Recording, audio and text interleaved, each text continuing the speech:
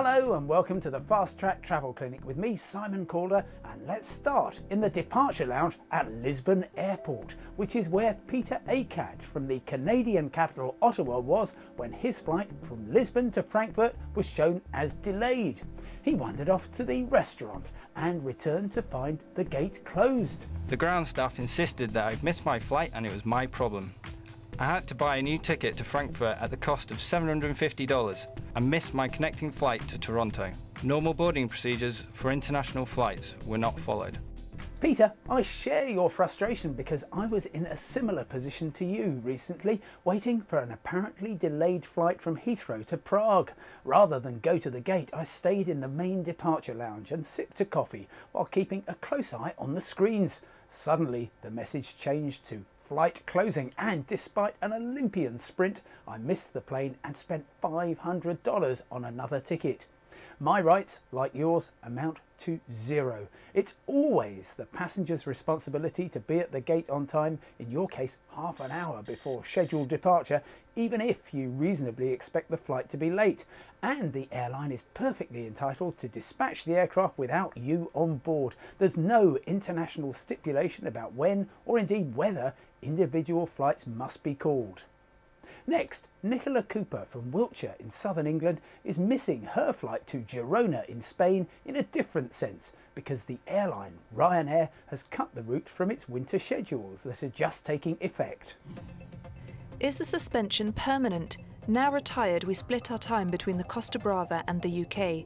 Girona is our nearest airport and the ending of Ryanair services would mean a huge disruption to us and our family. Please could you throw some light on this situation? Nicola, I took your case up with the boss of Ryanair, Michael O'Leary. He told me we're keeping 80 of our 300 aircraft on the ground this winter because of the high cost of fuel. All of those aircraft will be back flying next March or April. Well, until then, the nearest alternatives are Perpignan in southern France and Barcelona in Spain. Keith Crowley, who lives in Tokyo, was in the Japanese capital when the earthquake struck last March. We decided to have a backup plan just in case, so I booked a flight back to the UK with British Airways from Osaka via Hong Kong. As the situation became clearer, we decided to stay. I rang BA and explained the situation, but they said I couldn't get a refund. Keith, I'm afraid the problem is you didn't spend enough on your ticket. BA tells me you bought a non-refundable ticket that was on Cathay Pacific from Osaka transferring to British Airways at Hong Kong. The airline says this combination would not have been covered by our refunds policy during the earthquake in Japan. Finally, Frances Lord from Fife in Scotland is contemplating a sailing holiday in Greece late next summer. She asks, how could the current situation affect us? Francis, I'm already making my plans for a Greek trip next summer because I reckon that besides the usual attributes of culture, scenery, friendly people and great weather, Greece will offer superb value too. Now, I wouldn't be first in the queue to hand over a huge amount of cash to secure a booking, but frankly, for next September when you're travelling, you shouldn't need to. If in the meantime Greece exits the single European currency, then all you should find is that a vacation becomes even cheaper. And if a new drachma happens to be created while you're in Greece, well, if you're carrying euros, you'll be the most popular person in the taverna. That's all for now, but whether you're seeking the Northern Lights or some Southern Sun, just email fasttrack@bbc.com and I'll do my very best to answer your questions. From me, Simon Calder, bye for now and see you next time.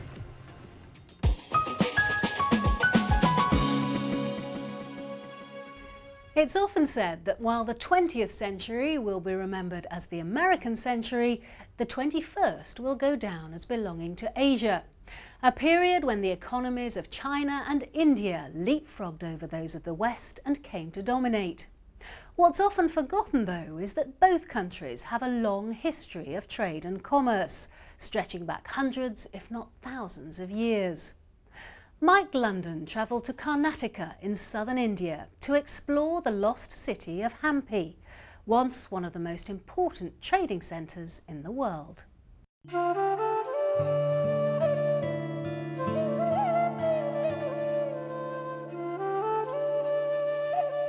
The landscape that surrounds you on your way to Hampi is strangely lunar. If the Flintstones ever moved to India, this is where they'd live. Hampi is a 7-hour bus ride north from Bangalore, and the sea is around 300 kilometers to the west. In other words, it's remote. And that's astounding, given its role in Indian history. During the 15th century, this road was the gateway to the most important city in the whole of India. That city was the capital of a vast military and trading empire. But within 100 years, that empire had gone. Vijayanagar, or the City of Victory, was possibly the largest city in India in its day. It became rich because of the fertile soil in this area and traded precious gems and gold with places as far away as Aden, China and Venice. 15th century European travellers compared the city to the very best that Rome could ever offer. When you're walking through this vast temple, it's easy to forget that each of the columns which hold up the roof are carved from one individual vast piece of granite, and some of them even double up as musical instruments too. The rulers of Vijayanagar lived in style. Their vast palaces were fitted with the latest in 15th century mod cons, and when it came to transport, no expense was spared there either. And this is where the royal family kept their elephants. In total, there's 10 of these stables, and with their high ceilings and intricate carvings, in many ways, they're just as impressive as many of the palaces here. But all this luxury finally took its toll. The city's rulers became lazy and complacent, and in 1565, neighbouring sultans decided to attack, destroying everything in their path and leaving nothing behind but ruins. It's said it took over 500 elephants to carry all the treasure away. For centuries, the ruins at Hampi lay neglected and deserted. But ever since gaining World Heritage Site status in 1986, where once only a handful of tourists came here every day, now the number has grown. You won't find any queues yet, but you will see that the 21st century is starting to leave its mark on some of the structures which have stood in splendid isolation for so long. Whilst it will bring you more tourists, it leaves you the problem of managing those tourists and managing the tourism development which occurs around it. And we all know that human beings, wherever they are in the world, create problems through trampling, graffiti. All those kinds of impacts can actually undermine the very things which gave it the status in the first place. In 1999, Hampi was placed on the UNESCO endangered list. The organisation claimed that badly planned developments and road networks were threatening the integrity of the site. Since then, local government has sharpened up its act, and Hampi has been removed from the UNESCO endangered list. India's central government also says it's committed to protecting not only Hampi, but the other World Heritage sites across this vast country. We are having 28 heritage sites in India by UNESCO, and this Hampi is very dear. We protect the monument.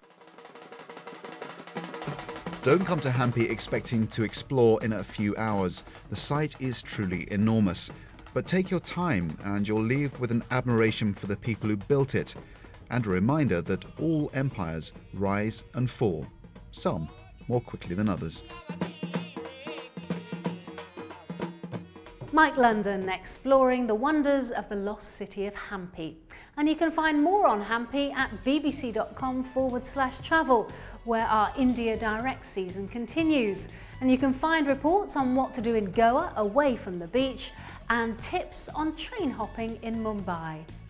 Well, that's all for this week, but do join us again next time when we'll be asking, now that brand new governments are in place and hopefully more peaceful futures in sight, is it now safe to go back to the holiday destinations of North Africa? But until then, from me and the rest of the team, bye-bye.